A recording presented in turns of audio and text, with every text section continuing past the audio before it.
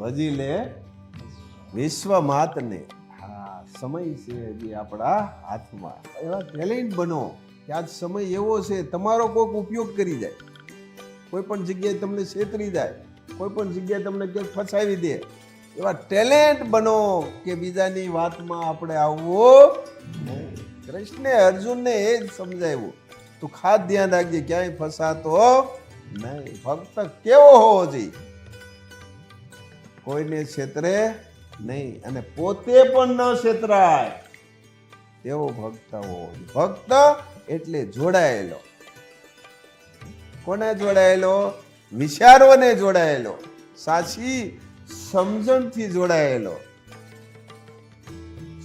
હોવો.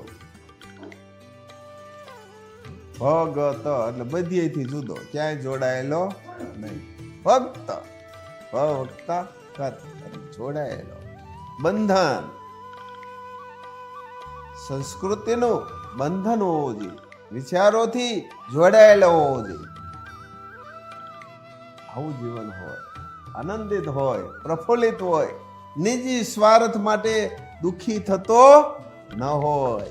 હા, પોતાના સ્વાર્થમાં આવો ભક્ત પોતાનું પણ હિત કરે અને બીજાનું પણ હિત કરે. આ ભક્ત માને પ્રિય છે.